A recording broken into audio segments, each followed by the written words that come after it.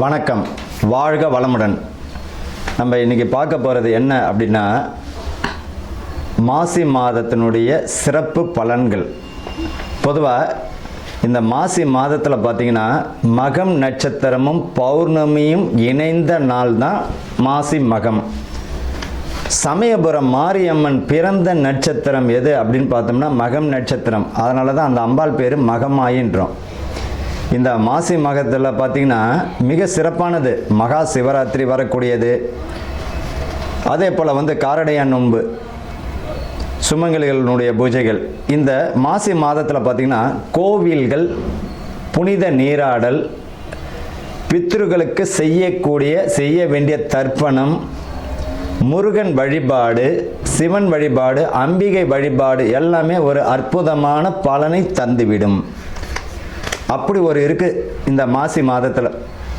சரி, இந்த மாசி மாதத்தில் பார்த்திங்கன்னா புனித நீராடுதல் ரொம்ப விசேஷங்க. பாவங்களை போக்கக்கூடியது. கடலில் குளிக்கிறது, குளங்களில் குளிக்கிறது, புனித நதிகளில் நீராடுவது, முன்னோர்களுக்கு தர்ப்பணம் செய்யக்கூடியது, இது எல்லாமே ரொம்ப அற்புதமான ஒரு விசேஷமான நாள். நல்ல பலனை தந்துவிடும். குழந்தை இல்லாத தம்பதிகள் பார்த்திங்கன்னா இந்த செவ்வாய்க்கிழமையில் முருகன் வழிபாடு பண்ணும் பொழுது குழந்தை கருத்தரிக்கிறது, அதாவது கருத்தரிப்பதற்குரிய மாதமாக அமைஞ்சிடும். இந்த மாசி மகத்தில் பார்த்திங்கன்னா சமயபுரம் மாரியம்மன் வழிபாடு செய்வதும் மிக, உங்கள் வீட்டுக்கு பக்கத்தில் மாரியம்மன் இருக்குன்னா அந்த அம்பாளுக்கு மாவிளக்கு ஏற்றி வைப்பதோ, அர்ச்சனை செய்வது, அந்த அம்பாளுக்கு எலுமிச்சை மாலை போடுவது மிக சிறப்பான ஒரு பலனை தந்துவிடும்.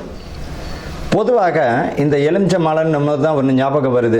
தயவு செய்து பார்த்திங்கன்னா இந்த ஊசியில் கோத்த பழத்தை தயவு செஞ்சு இந்த சில கோயில்களில் கொடுக்கறது ஒரு வழக்கமாக வச்சுப்பாங்க. அம்பாளுக்கு மாலை போட்டுருவாங்க. அந்த மாலையை பிச்சு என்ன பண்ணுவாங்க, ஒரு பழத்தை ஒன்று கொடுத்துட்டு இருப்பாங்க. பொதுவாக ஒரு பழத்தை துளை போட்டாலே அதனுடைய பலி முடிஞ்சிடுச்சு. அப்பேற்பட்ட பழத்தை நம்ம வாங்கக்கூடாது. முழு பழத்தை இறைவனுக்கு சமர்ப்பிக்கணுமா, ஒரு முழு பழத்தை கொடுத்து அம்பாளனுடைய பாதத்தில் வச்சு அதை வீட்டுக்கு எடுத்துகிட்டு ஜூஸ் போட்டோ அல்லது எதாச்சும் உணவில் சேர்த்துக்கிட்டோ நம்ம உள்ளுக்கு சாப்பிட்ணும். நம்ம என்ன செய்கிறோம், சாமிகிட்ட வச்சுட்டு அது மாட்டு காஞ்சி விடும். காஞ்ச உடனே தூக்கி குப்பையில் போட்டுருவோம். பொதுவாக அம்பாள்கிட்ட கொடுத்த பழத்துக்கு அப்படி ஒரு அற்புதமான சக்தி உண்டு. அதை நம்ம பயன்படுத்தணும். ஊசியில் கோத்த பழம்லாம் இல்லை, முழு பழத்தை கொடுத்து இறைவன்கிட்ட இருந்து நம்ம வாங்கிக்கிறது நல்லது. மகா சிவராத்திரி, அதாவது என்னைக்கு வருது இந்த மகா சிவராத்திரி? ஈசனை வழிபடக்கூடிய மிக அற்புதமான நாள், மோட்சம் கிட்டக்கூடிய நாள். அன்னைக்கு இறைவனை மட்டும், பகவானை மட்டும் நம்ம மனமாற வேண்டிக்கிண்டு நீ தான் கதி அப்படின்னு சரணாதிகதி அடையணும். மகா சிவராத்திரி அன்று பார்த்திங்கன்னா ரொம்ப அற்புதமான நாள். என்னைக்கு வருது அப்படின்னா 15/2/2026 மாசி மாதம் 3ஆம் தேதி மகா சிவராத்திரி. மாசி மகம், மாசி மாதத்தில் வரக்கூடிய மகம் நட்சத்திரம். சமயபுரம் மாரியம்மனுடைய நட்சத்திரம், பிறந்த நட்சத்திரம் பார்த்திங்கன்னா மகம் நட்சத்திரம். அதனால தான் மகமாயின்றோம். 2/3/2026 மாசி மாதம் 18ஆம் தேதி அன்னைக்கு மாரியம்மன் வழிபாடு, வராகி வழிபாடு, பெண் தெய்வங்கள் வழிபாடு, அம்பிகை வழிபாடு மிக அற்புதமான ஒரு பலனை தந்துவிடும். காரடையான் நோன்பு, கணவனுடைய ஆயுள் பலமும் குடும்பத்தில் நிம்மதியும் புத்திர விருத்தியும் வம்ச விருத்தி தரக்கூடிய நாளாக அமைஞ்சிடும். அன்றைக்கி பார்த்திங்கன்னா சுமங்கலிகள் பார்த்திங்கன்னா இந்த காரடையான் நோன்பு இருக்கிறது மிக சிறப்பான ஒரு பலனை தந்துடும். அன்றைக்கி பார்த்திங்கன்னா கோயிலில் உங்களால் முடிஞ்சது மாங்கல்ய சவரடு, வெத்தலை பாக்கு, பழம், பூவு, மங்கள பொருட்கள், மஞ்சள், குங்குமம், உங்களால் முடிஞ்சதுன்னா ஏதாவது ஒரு துணி வச்சு ஒரு 5 சுமங்களுக்கு உங்களால் எத்தனை பேருக்கு தர முடியுமோ தருவது மிக அற்புதமான பலனை தந்துவிடும். குடும்பத்தில் நிம்மதி இல்லாதவங்க, கணவன் மனைவிக்குள்ள பிரச்சனையாக இருக்குது, குடும்பத்தில் நிம்மதியாக இல்லை, செல்வங்கள் வரக்கூடிய பணம், சம்பாதிக்கக்கூடிய பணம் கையிலே நிற்கலை, இவங்கெல்லாம் பார்த்திங்கன்னா இந்த காரடையான் நோன்பு வருஷம் இருப்பது மிக சிறப்பான பலனை தந்துவிடும். அவ்வளோ அற்புதமான நலம் இந்த மாசி மகத்தில் வரக்கூடிய முக்கியமான தினங்கள். இப்போ அடுத்தது பார்த்திங்கன்னா இந்த ராசி பலனுக்கு நம்ம போகலாம். அன்பர்களுக்கும் நேயர்களுக்கும் ஆனந்த வணக்கங்கள். ரிஷப ராசி பார்த்திங்கன்னா இந்த மாசி மாதத்தில் எப்பேற்பட்ட ஒரு நல்ல அற்புதமான ராசி பார்த்திங்கன்னா ரிஷபங்க. ஆனால் என்ன, நந்தி பகவான் எப்படி சிவனை காலமெல்லாம் சுமந்து கொண்டு வாழ்கிறதோ இந்த ரிஷப ராசிக்காரர்களுக்கு காலம் முழுக்க ஏதாச்சும் ஒரு சுமை இருந்து கொண்டு தான் இருக்கும். ஏதாச்சும் இறக்கி வைக்கலாம் முடியாது. இவர்களுடைய இயற்கையான விதி இதுதான். அப்பேற்பட்ட இந்த ரிஷபம் பார்த்திங்கன்னா ரொம்ப அற்புதமானது. இந்த வருஷம் பார்த்திங்கன்னா அரசியல் ஆளுமை உடைய ராசிகளில் இந்த ரிஷப ராசியும் ஒன்று. அரசியல் ஆளுமையில் முக்கியமான ஒரு ராசியில் வந்து இந்த வருஷம் பார்த்திங்கன்னா 2026 ரிஷபமும் ஒன்று. யாரெல்லாம் அரசியல் பிரமுகர்கள் அரசியலில் தொடர்புடையவங்களாக இருக்கீங்களோ அவங்களுக்கெல்லாம் அற்புதமான மாதமாக இருக்கும் இந்த மாசி மாதம். அசிவாரம் போடுவீங்க, பேச்சில் ரொம்ப அற்புதமான தெளிவு கிடைக்கும், நல்ல ஒரு முன்னேற்றமான சூழ்நிலையும் தந்துவிடும். கல்வியில் வந்து ரொம்ப கவனமாக இவங்க வந்து இந்த மாதத்தில் வந்து கல்வியில் வந்து கவனத்தை செலுத்தினாலும் புரிந்து கொண்டு இவர்கள் தெளிவடைஞ்சாலும் நல்லா படித்தாலும் சரி இவர்களுக்கு வந்து நல்ல ஒரு பலனை தந்துவிடும், முன்னேற்றமான சூழ்நிலை தந்துவிடும். இது வரைக்கும் வேலை கிடைக்கலன்னு நினச்சவங்களுக்கு பார்த்திங்கன்னா, அதுவும் குறிப்பாக ஐடியில் இருக்கிறவங்களுக்கு பார்த்திங்கன்னா ப்ரொமோஷன் கிடைப்பதற்கு அல்லது இடமாற்றம் கிடைப்பதற்கு நல்ல வாய்ப்புகள் உண்டு.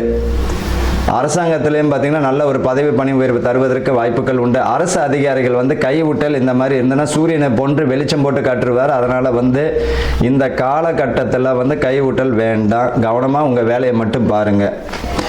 தொழிலை வந்து விரிவுபடுத்தக்கூடிய வாய்ப்புகள் தந்துடும். ஒருவர் வந்து ஹோட்டல் கடை போட்டிருப்பார், முன்னாடி ஒரு டீ கடை போட்டுக்கலாம்.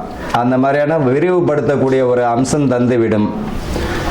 வருமானத்தை பெருக்கக்கூடிய மாதமாக இருக்கும். அதே போல் பார்த்திங்கன்னா இவர்களுக்கு மனை வாங்கக்கூடிய சந்தர்ப்பங்களும் வீடு கட்டக்கூடிய வாய்ப்புகள் கூடி வருங்க. இந்த மாதத்தில் மாசியில் வந்து அற்புதமான பலன்கள் பார்த்திங்கன்னா இந்த ரிஷபத்திற்கு தான். வாகனத்தில் செல்லும் பொழுது நிதானம் ரொம்ப கடைபிடிக்கணும். இந்த ஓவர்டேக் பண்ணுறது இதெல்லாம் வேண்டாம். சட்ட ரீதியான அதே போல் செய்யக்கூடிய தொழிலில் சட்டத்திற்கு புறமான தொழில் செய்யும் பொழுது அது ஆபத்தில் தான் முடியும், காப்பாற்றுறதுக்கு யாரும் இருக்க மாட்டாங்க. அதில் கவனமாக வச்சுக்கோங்க. கணவன் மனைவிக்குள்ளே இருந்த கருத்து வேறுபாடுகள் மறைந்து இந்த காலகட்டத்தில் வந்து பார்த்திங்கன்னா கணவன் மனைவி ஒற்றுமைகளும் பிள்ளைகளுடைய ஒற்றுமைகளும், பிள்ளைகளுக்கு பார்த்திங்கன்னா சுப காரியங்களும், திருமணம் வயதுடைய பிள்ளைகளுக்கு திருமணம் செஞ்சு அழகு பார்த்துருவீங்க. நல்ல ஒரு படிப்புலையும் முன்னேற்றம் தந்துடும், வேலையில் முன்னேற்றம் தந்துடும், பதவி பணி உயர்வு தந்துடும். அரசியல் பிரமுகர்களுக்கெல்லாம் ரொம்ப அற்புதமான மாதமாக இந்த மாசி மாதம் இருக்குது. இவர்களை பொறுத்த வரைக்கும் இவர்களுடைய ஆளுமையே பார்த்திங்கன்னா சுக்கிர பகவான் தான்.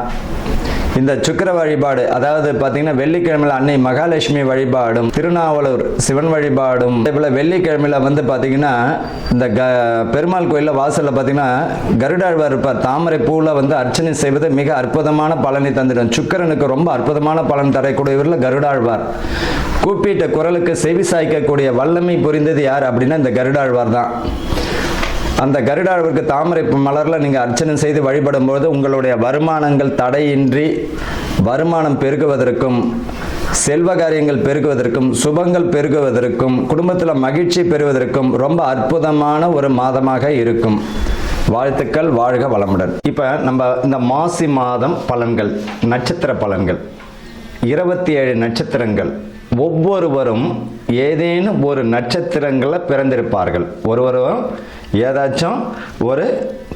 ஏதேனும் ஒரு நட்சத்திரத்தில் பிறந்திருப்பார்கள். அப்படி ஒவ்வொரு நட்சத்திரத்திற்கும் ஏதாச்சும் ஒரு குணாதிசயம் உறுதியாக உண்டு. ஏதாச்சும் ஒரு குணாதிசயம் இருக்கும். 27 நட்சத்திரக்காரர்கள் ஏதோ ஒரு வித்தியாசம் இருக்கும். இந்த மாசி மாதத்தில் எந்த மாதிரியான பலன்கள் இந்த நட்சத்திரக்காரர்களுக்கு நடக்க போகுது? உங்களுடைய ஜனன ஜாதகத்தில் அஸ்வினி நட்சத்திரம்னா அதுதான் உங்களுடைய ஜென்ம நட்சத்திரம். இப்போ இந்த 27 நட்சத்திரக்காரர்கள் அஸ்வினி முதல் ரேவதி வரை இந்த மாசி மாதத்தில் எந்த மாதிரியான நற்பலன்கள் நடக்க போகிறது, எதெல்லாம் நம்ம கவனமாக இருக்கணும் அப்படின்றத பற்றி தான் இந்த 27 நட்சத்திரத்திற்குரியதை பார்க்க போகிறோம். வணக்கம், வாழ்க வளமுடன். மிருகசீரிஷ நட்சத்திரம். மிருகசீரிஷ நட்சத்திரம் யாருடையதுன்னா செவ்வாய் ஆதிக்கமுடைய நட்சத்திரம் மிருகசீரிஷம். இவர்களை பொறுத்த வரைக்கும் இந்த மிருகசீரிஷ நட்சத்திரம் உடையவர்கள் செவ்வாய்க்கிழமை வெள்ளிக்கிழமை எப்பவுமே அசைவத்தை தவிர்ப்பது நல்லது. இந்த செவ்வாய்க்கிழமை வெள்ளிக்கிழமை இனிப்புக்கு பதில் கொஞ்சம் கசப்பை சேர்த்துக்கும் போது இவர்களுக்கு பார்த்தீங்கன்னா சக்ஸஸ் கொடுக்குங்க. திட்டமிட்ட காரியங்களை எளிதில் முடிக்கக்கூடியவர்கள் யாருன்னா இந்த மிருகசீரிஷ நட்சத்திரக்காரர்கள். தன்னம்பிக்கையும் சுய கௌரவத்திற்காகவும் எதையும் செய்பவர்கள். இவர்கள் வந்து பார்த்தீங்கன்னா விடாப்பிடியாக இருப்பாங்க, தன்னம்பிக்கை ஜாஸ்தியாக இருக்கும். இவங்களை பொறுத்த வரைக்கும் எதை செய்தாலும் அதில் வந்து ஃபினிஷிங் வந்து குட்டாக இருக்கும். அதே போராட்ட குணம் மிக்கதாக இருந்தாலும் அதில் நியாயமாகவும் இருக்கும். இவர்களுக்கு இந்த மாசி மாதம் எப்பேற்பட்ட பலன் தரும் அப்படின்னு பார்த்தீங்கன்னா முழு வெற்றிக்குரிய மாதமாக தான் இருக்குது. இவர்களுக்கு முழு வெற்றி தரக்கூடிய மாதம். கல்வியில் நல்ல ஒரு வெற்றியையும் நல்ல மதிப்பெண் பெறுவதற்கும், நீட் எக்ஸாம் எழுதுறாங்கன்னா அதுலேயும் சக்ஸஸ் ஆகக்கூடிய அமைப்பு கூட உண்டு. வீடு கட்டக்கூடிய அமைப்பு, பூமி அமையக்கூடிய அமைப்பு, திருமணம் இது வரைக்கும் தடை தாமதம் இருந்தால் அந்த திருமணத்திற்குரிய அஸ்திவாரம், இவர்களுக்கெல்லாம் பார்த்தீங்கன்னா இவர்களுக்கு ஒரு விஷயம் என்னன்னா சுபகாரியம் என்பது ஒரு சுப விரயத்தையும் கொடுக்கும். அதில் நல்ல விஷயம்தான் இவர்களை பொறுத்த வரைக்கும். அதே போல் மருத்துவம் குழந்தைக்காக மருத்துவம் பார்ப்பவர்களுக்கு இந்த மாசி மாதத்தில் குழந்தை பிறப்புக்காக மருத்துவரை அணுகலாம், அது சக்ஸஸ் கொடுக்கும். இவர்களை பொறுத்த வரைக்கும் இந்த மிருகசீரிஷ நட்சத்திரக்காரர்கள் பொதுவாக முருக வழிபாடும் அம்மன் வழிபாடும் எப்பவுமே கையில் எடுத்துக்கிட்டாலே போதும். உங்களுக்கு பிடிச்சமான ஏதாச்சும் பக்கத்தில் இருக்கக்கூடிய அம்மன் வழிபாடும் முருகர் வழிபாடு கெட்டியாக பிடிச்சிக்கிட்டாலே வாழ்வில் எல்லா வளமும் பெறுவீர்கள். வாழ்த்துக்கள். வாழ்க வளம்.